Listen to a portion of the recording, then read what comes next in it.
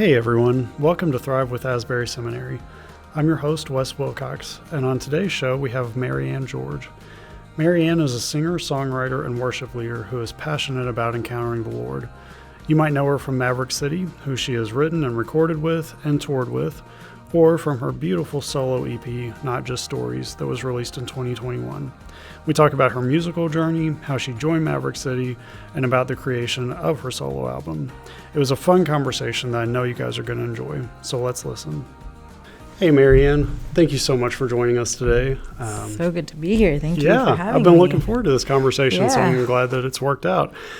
So tell me, as we get started here, when and how did you know that you had fallen in love with music? When did that happen for you? Oh yeah, I've been in a musical family pretty much my whole life.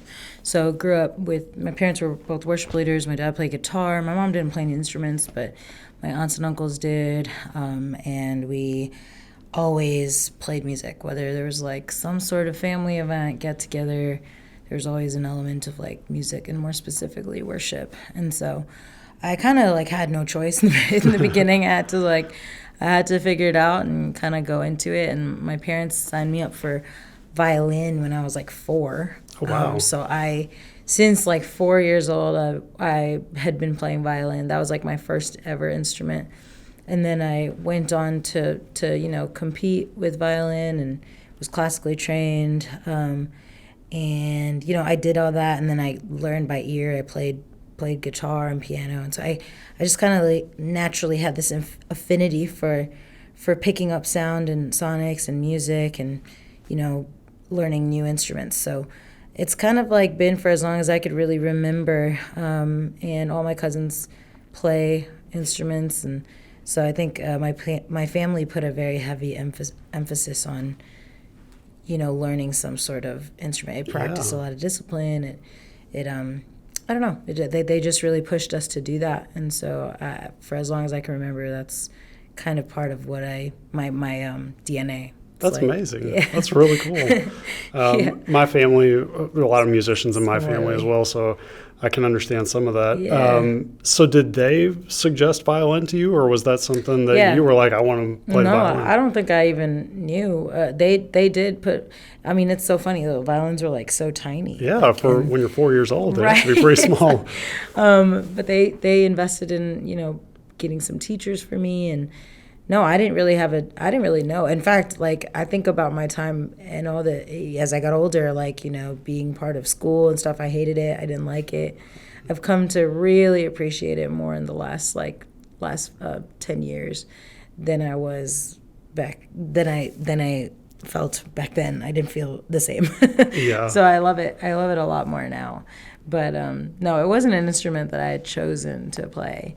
My parents kind of saw the impact of classical music on the brain and probably wanted, they were like, all the smart people in the world listen to classical music and love playing music, so orchestral music. So yeah, I don't think I had a choice in the matter. It was really just what they made me play.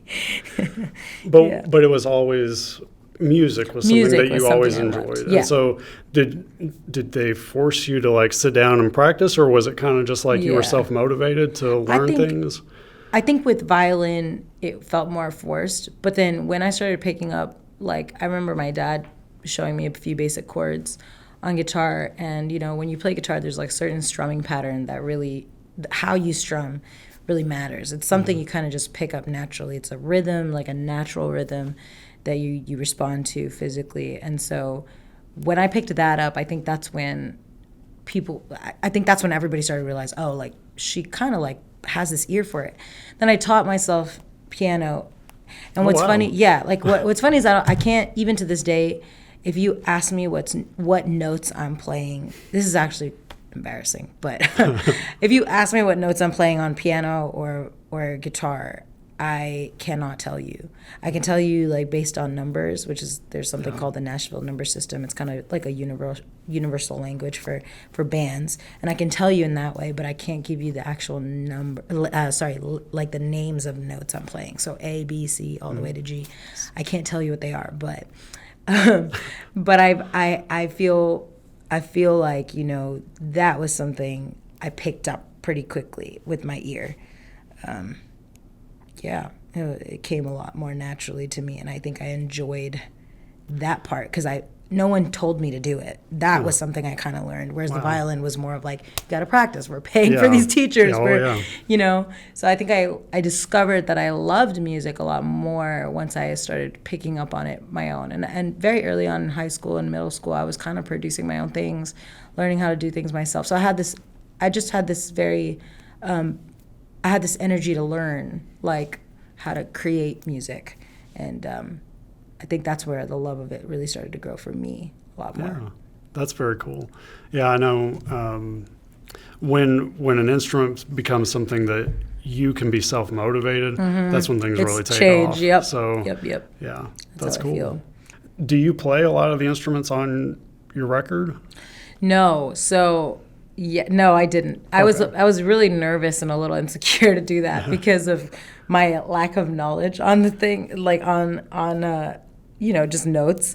And plus, we had some amazing band members playing on that record. So I just trusted them, and I felt like, they can communicate exactly what I want to say the way that it needs to be said. But in all of the writing for the album, I did play, like, for those original. I did, like, play stuff on guitar and piano when we were building the songs. And so, but I want to say that in the future, I want to try to, like, do more of that, like, and connect to that instead of being afraid of it. So I'm challenging myself to kind of go more in that direction now. Yeah. But no, unfortunately, I did not. Well, that's a good challenge for future projects, for sure. Yeah. Okay, so I want to talk about your career as worship leader, singer, all the things that you do. And a question that I have a lot for folks who do what you do, where do you find the balance between the performance side of what you do and the worship side? Because I would assume frequently, or maybe all the time, you're leading people in worship. Right. Where do you set kind of that line? Because it is still performance. There is that element. So what does that look like for you? So I think it really does depend on what I'm singing. So, like, when it comes to doing, like, a worship event, I don't see it more of a performance. I see it more of like a partnership, because I do think there's an element of, like, when you're leading worship, sensing the room and sensing, the people around you and how they're responding. Now, that shouldn't dictate what you do, but it's good knowledge to know, like, how are people responding to a specific song. Like, that's why, sometimes you'll go to worship events or, where the artist will kind of sing one song for like 15, 20, 30 minutes. Yeah. And it's great. It's amazing because they're picking up on what the room and the heartbeat of the people are wanting to sing or wanting to hear, or how, what that person that's leading is also sensing in the spirit of what God wants to do. And so I think when it comes to worship, it's kind of a little bit of a partnership between the Lord and you and God, kind of trusting you to relay this message to his people. But also there's a bit of, like, understanding the burden and the heart and the need of the people that are in the congregation, that, what do they need to hear as encouragement that may not be worship yet, but, like, what do they need for encouragement to get them to that place of worship, right? So to me, that feels more partnership than performance. But when you come to, like, if we're talking about just performing, because there is an element of what I do that is performance, it's less, if I'm not singing a worship song, really, if there's nothing that's vertical about what I'm singing, to me, it's not worship, in my opinion. That's just my opinion. But there's a space for devotional songs. There's a space for faith-based music. There's a space for, music that documents, kind of like the Psalms and, like, what David is doing there, like, with just his personal process. I think there's a space for that. And so when it comes to that, I see that's more to me like performance, a little bit of kind of like me expressing to you what I'm feeling. But I also see that as conversation, and I look at that as, like, letting you into my process and what I'm feeling, and hopefully you can relate. It's sharing a story. It's storytelling. And so I think there is a balance. It's knowing what you're going for. Like for today, I'm here at the seminary, and we're doing a chapel tonight, and it's going to be worship. And I don't look at it as a performance, really. I see it as this I get to experience what God is doing on the campus and in the seminary, and I get to also hear the stories of the people and sense that in the spirit, but also kind of share what I feel like God has put on my heart for this university and this seminary. And so I see it that way. And I think it's just knowing when you walk into rooms or walk onto stages, like what you're there for, what you feel like the mission is, what the vision is. It's always going to be to glorify God, no matter what the song is, really. Yeah. It's going to always be that. But just kind of knowing the expression and how to move from there, I think is just sensitivity to that is really important. And I think once you know that, you can kind of gauge and balance and know your place and know where you fit into the ultimate picture of what God is doing in a place. So, yeah. That makes sense. So did you have any mentors, or how did you grow as a worship leader? Oh, wow. No. I mean, when you consider mentors, first of all, I think growing up in the local church, I think was a big part of it. I grew up in a predominantly Indian church that was pretty charismatic. And so, they were very open to learning to sense the Holy Spirit in a room and like learning to gauge and discern what needs to be said, what needs to be sung. So there was a lot of safety and space in that setting for me to kind of make mistakes, but also to learn and grow. And I don't know that there was always one specific person. I think when I think about my journey in worship, I think about the people above me that were leading at my church that I kind of watched over time, just leading, but also just big movements at the time. Like I was really influenced by Hillsong and Bethel music and just the way that they would lead worship with this freedom. I was so drawn to that. Darlene Sheck was a huge influence for me, back when I was in grade school. Just seeing a woman leading was just such a big deal. So even just those ways, I think from afar there were a lot of mentors that, maybe to this day don't know that they were such big influences on me.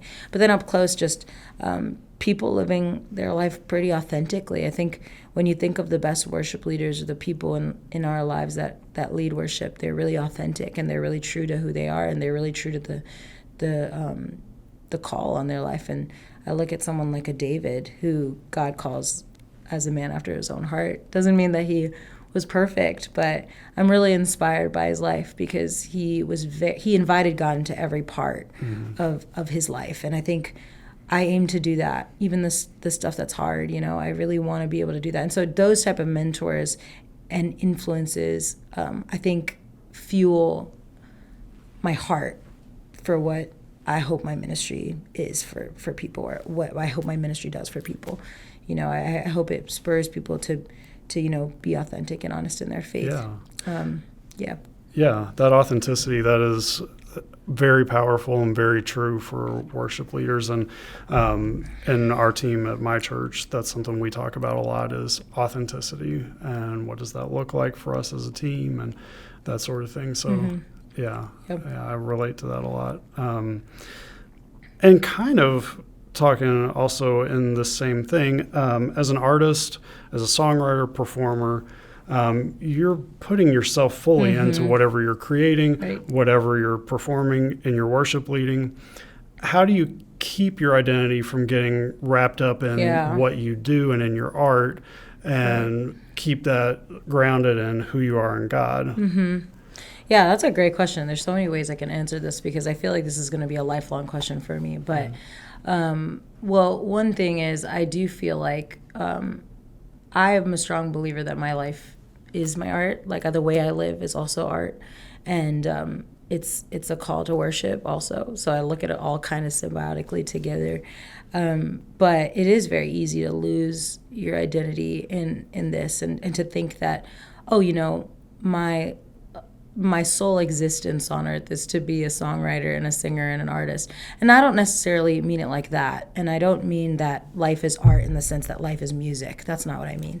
But I mean that everything I do, even the way that I mother my daughter, even the way that I'm a daughter to my parents, even the way that I'm a wife to my husband, even the way that I'm a student of the gospel. In all of those ways, art is being infused into everything that I do and every role that I play. So much of my identity isn't just locked into this thing that I do on stages. When I've started viewing my life as art, like I started to see so much more color in everything else I'm doing, and how there's not just Maryanne the artist. That's just one color of what I'm doing, but there's actually this whole range of, there's a whole color wheel of things that make up me. And I think when I shifted that perspective, that greatly helped me, and saw that you know, God, the roles that I play publicly are just like maybe not even 5% of who I am in private. And so I've learned to also, with the help of great community and support, because I have some. My parents will tell me very straight up to my face if I'm doing something. They don't. I mean, I'm South Indian, so they're very blunt, and having that is also very helpful, because they are not fazed by anything I do publicly. They don't know much about. Now, if I was a doctor or an engineer, it might have been a different story. But because I'm doing music, they can't really relate to any of my world. So they're very upfront and candid with me, being like, I don't really think this is cool. I don't like it. I don't like this. And I'm like, I've worked so hard on it. Yeah. They just don't like it. But even just having that kind of community and support that bring you down and be like, remind you that, hey, you're not just, this is just 1% of what you do. This is just 5% of what you do, whatever it is. Like, there's more to you than just this. And so I think surrounding myself with that, having that perspective change of like, you know, there's more to me than just an artist, you know. My whole life is a masterpiece of what God's doing, and the music is just one part of it and one avenue of it. So I think that perspective change and having that kind of support with my friends and my family are great. I still go to my home church, which is really humbling. Yeah. You know, humbling in the sense that, like, I remember where I came from, you know, like in that way. So, do you ever lead at your home church? I do lead there. Okay. I do lead there. It's been different because when I left, it was pre-COVID, but the church has changed so much. I mean, we were originally a predominantly Indian church, and we had a name that was kind of like, it was called India Pentecostal Assembly, and so it was like really just catered towards Indians. But now, like, since I've come back, they've changed the name of it. It's been way more open to the community. So it's a whole different experience than what I grew up in. Nonetheless, I think it's great. It's been really great to see kind of how different things are, and how my worldview on has changed also, being away and then being part of a really massive movement, and kind of coming back to everything, getting back to the basics and the roots of where it all kind of began. So yeah, I do lead there. Yeah, that's cool. And I'm sure it's good to have that grounding when you're off tour and in that hectic lifestyle, and then coming back to something that you're very familiar with people who know you. Who know me, right. Yeah. Invested in me outside of what I do for a living. So yeah. Okay, so let's talk a little bit about your album. Came out in 2021. Yeah. And we were talking before we started filming that you started working on this in 2020. So tell me how the pandemic either influenced the creation of the album, or any challenges that came about from that, and what that process was like. Yeah, so this album that I released, it was an EP. It was my debut, anything that I had done. But I was so new to the music industry. I didn't know anything about recording an album. I didn't know anything about, you know, how I wanted to do it, or I just knew that when I was a kid, I always wanted to record an album, and I really wanted it to be good quality out. I didn't want it to feel very cheap, which creating anything that feels like good quality is often very expensive. It's not cheap.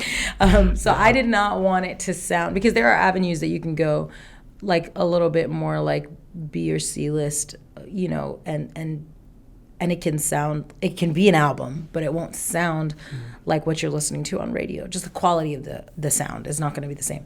And I was such a stickler for, even growing up, just what good sound, like good production, what that sounded like. I was so adamant about, I didn't want this to sound. I didn't want my name attached to something that felt like very mid quality. I was like I had this drive for excellence. And so I prayed. I remember praying kind of as a kid, being like, I want to do this, but I don't want to do it the way that the people I know in my life have. And these were artists and people that I loved, but I just felt like because they didn't have the avenues or they didn't have the resources, the music that they had to create felt very mid-quality, and I didn't want that. I wanted it to be really good quality. And so, you know, I walked into it when I did that I recorded the album in 2020 during the pandemic, which we'll get to. But I just knew that I wanted it to feel really good. And I was grateful that I got that, because I think that was something I really did not want to compromise. There was a lot about the album and, you know, the way that it was done that I didn't really have a say. I didn't know enough to have a say in. It was just such a last minute kind of thing. And thankful for Treble Records for kind of taking a chance on me and doing that, because I was a new artist on the scene. Nobody knew me at all. They just saw me with Maverick City, which was the group that I kind of came up with. And so, you know, they took a chance on me and gave me this opportunity. And I think it was just me not knowing how I wanted to communicate what I wanted at the time. So the album is so great. Like, it's just so great. But there were so many challenges in creating it, especially during a pandemic. I mean, yeah, I'm sure. When we recorded that album, we were doing this thing, we called it the 2-week bubble, where we basically had, there was 2 weeks. So the first week there was there was a certain amount of people that came, and mind you, we had to be quarantined for a week before we went or something, and then we had to get a test, and then come here, come to Atlanta, retest, and that's how we got ourselves in. But we had to wear masks. It was just the most crazy thing, because we were all together, and we had to contain. So they had 1 week of one slew of people, and then the next week it was a new group of people, but they was just back to back. And so in that time they recorded my album, which in retrospect I probably would never do that again. in that kind of setting. I wanted it to feel like its own thing, but I understand why it was done. I understand why it was the way it was. But yeah, that was a big challenge, because it was a risk to do that, and to do it in that setting with those many people. If you look at the live videos, you'll see what it looked like. It was like there was a lot of people in that room, and at a time where we were not encouraged to be in rooms with that many people. So did you have the songs written ahead of time, or yes, were they I written? Forgot to mention that. Yes. So they were already kind of written during 2020. There was a lot of them that were written during 2020. Actually, all of them I think were written actually no. One of them was written in 2019, June. And then I'm Gonna Worship was 2020. Altar was 2020. Not Just Stories was 2020. Everything else was written in 2020. 2019 to 2020. Okay. We wrote them all during the pandemic, most of them. Yeah. Did you collaborate on a lot of them, or were a lot of them just you?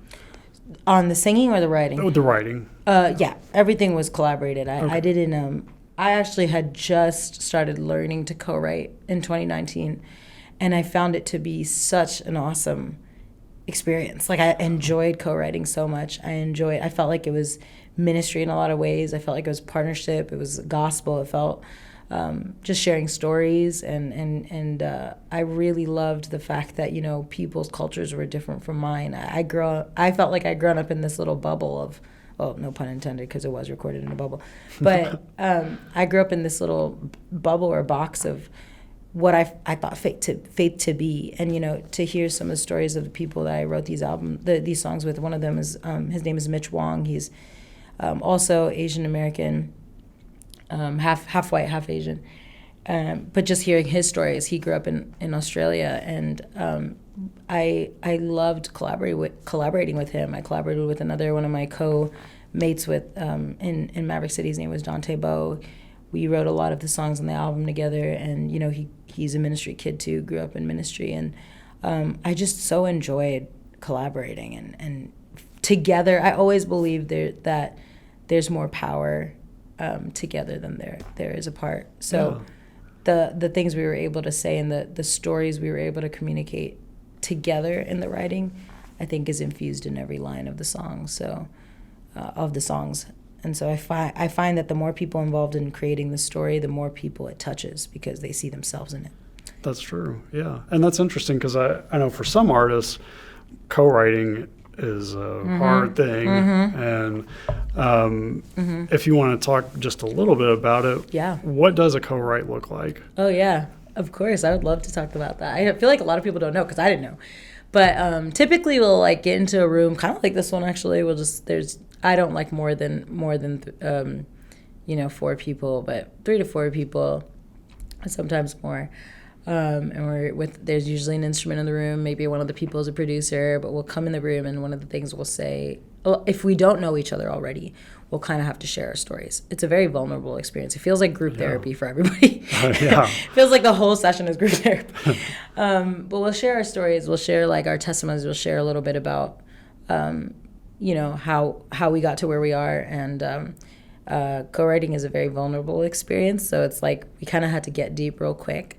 And so we get into the room, we kind of share those things, and then we'll be like, well, what do you feel like God wants to say through you or through your life or through your testimony or through your story? And I think we'll all sense like a common theme. Like, okay, I'm sensing faithfulness. Like I'm sensing this idea of faithfulness. Or sometimes people will come in with an idea, which they already have. Like I just went to a writing session yesterday where I had an idea and I kind of came into the room with this melody and a hook of some sort, like a little tag of something.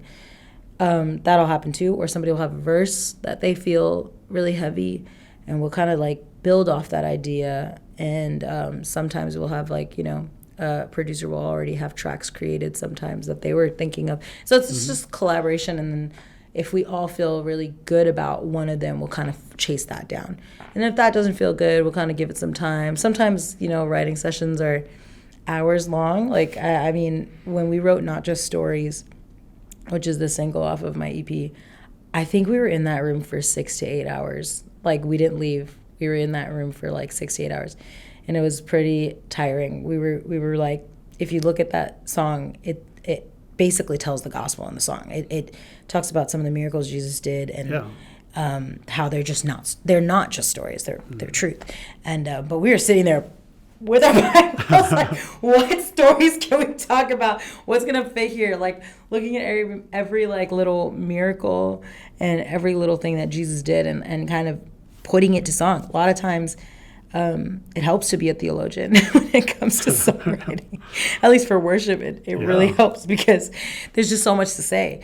So sometimes those writing sessions take a long time. Sometimes we get in the room and we're just not vibing or we're not feeling it. There needs to be this synergy that everybody has, and sometimes it doesn't happen. In that case, we'll just like talk and catch up and chill and maybe not put so much pressure to create something and let it naturally happen. Maybe in like a week or two, somebody will text the group chat and be like, hey, I know we didn't finish the song, but like I had this idea. What if we did this? And then send a voice note. A lot of times songs are written on voice notes and via text.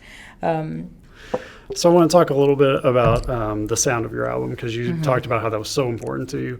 And that was something that stood out to me as I listened to it, was just the feeling that it feels very in the moment and almost like a live recording. And I wondered a couple of times, I was like, did y'all record this at a show?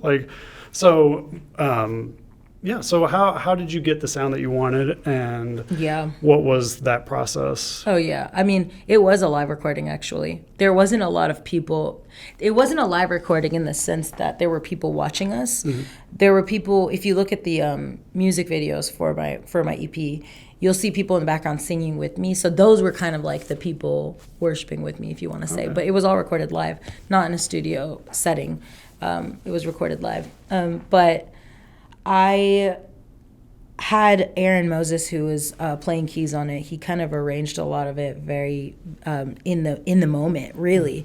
So it felt very in the moment. And I'm actually glad that was communicated, because I do feel like that's such a big part of the sound of the album. Just like the level of expertise and genius that it takes to create something that quickly in that moment and kind of feel, because I do think there's this palpable purity that you could sense in the album to this day that I think makes the album stand out, in my opinion. Like, I just love that you can sense the purity on it. And I think that is something I didn't necessarily plan for. Like, I think I just went into it because I was so fresh and so like new to the whole world. I came in with this really doe-eyed idea of, not, I don't even want to say doe-eyed, because I do think it was really beautiful. Like, I don't think I was naive. I don't want it to come off like I came into this like naive, but I walked into it really with this like 10, 15 years of like my journey with God, and now I get to share it with the world and tell the world about, me and Jesus and how we've kind of talked to each other and the things that I've learned along the way. And so it was just that purity, I think, is sensed in the sound, and I love that it is there and in the arrangements as well. Like, and so I did fight for that. Like, I think me not knowing as much helped with the sound of it, because I wanted it to feel very, very pure and very in the moment and very organic. And I think that is communicated, if I'm being honest. I think that is communicated in the album. It definitely is. Yeah. Yeah. Yeah, that's cool. And going back to what you had talked about with authenticity, that's the way that album feels. It feels authentic. It doesn't feel overproduced. Yeah. It just feels like you and the group that was with you. And I thought that struck me the most listening to it, just the sound of it. But yeah, I loved a lot of the songs on that. It was Thank you so much. Good. I'm so glad. Yeah. I'm so glad it's still touching people. Yeah. Feels like an ancient album now. Just kidding. It's just 3 years old. Yeah. Well, but it just turned 3 years old. Yeah. Sometimes they feel very short and sometimes they feel very long. Oh my these gosh. last couple of years.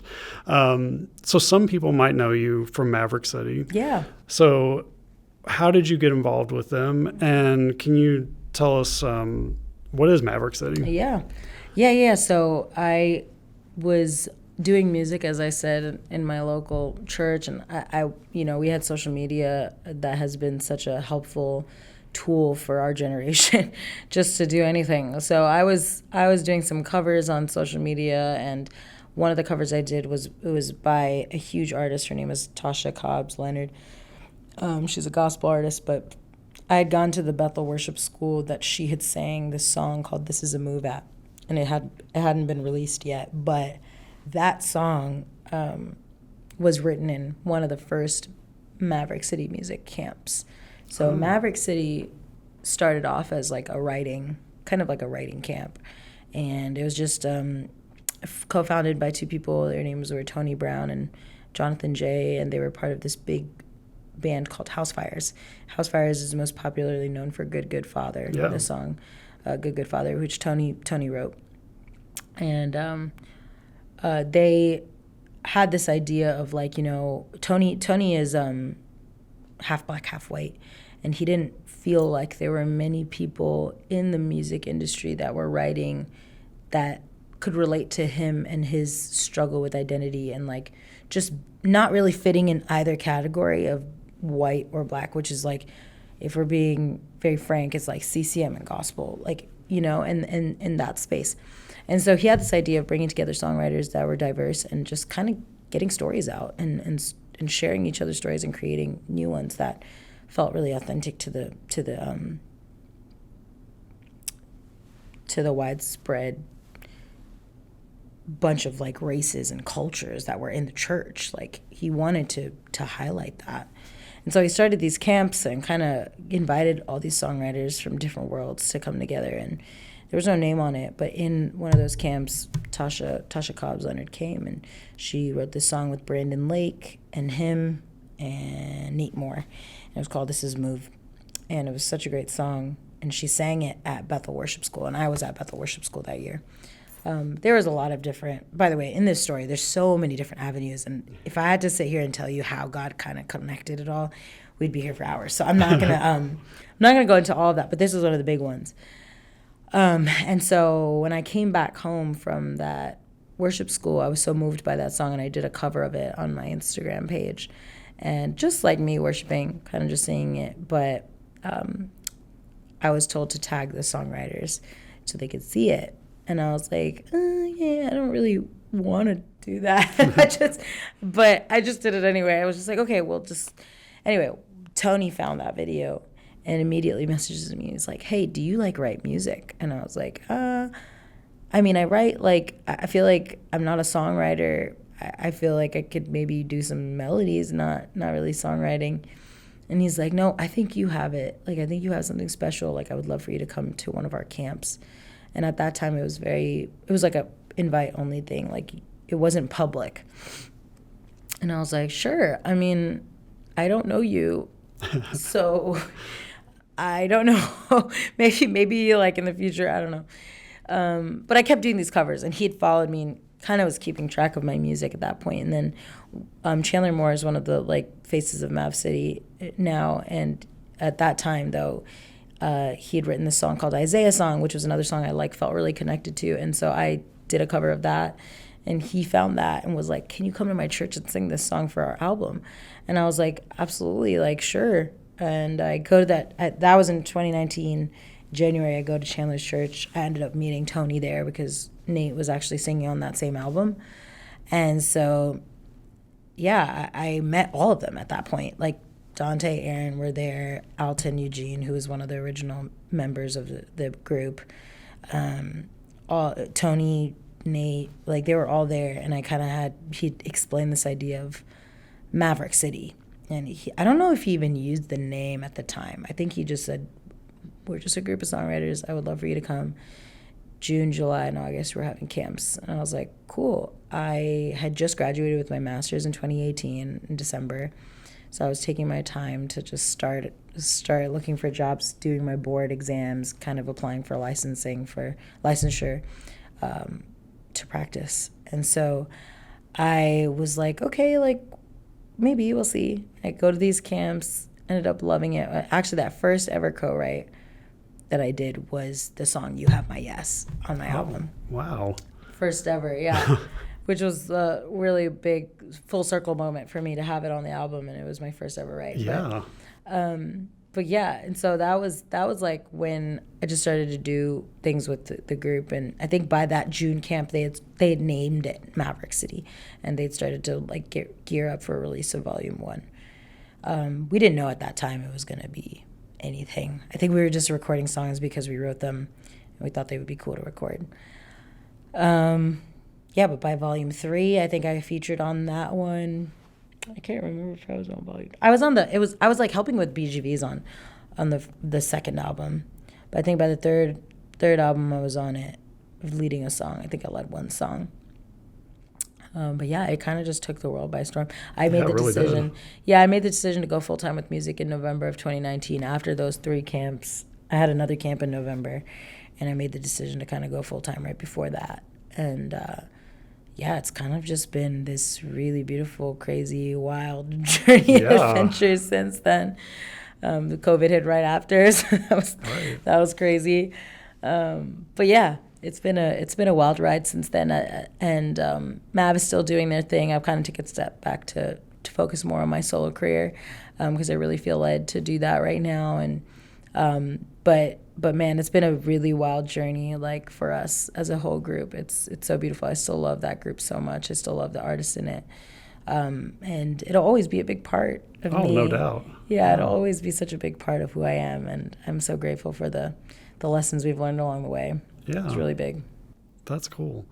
And that's a crazy way that all came about. Right. It's so wild. Every time I tell the story, I'm always just like, this really is like a really crazy story. But that's very awesome.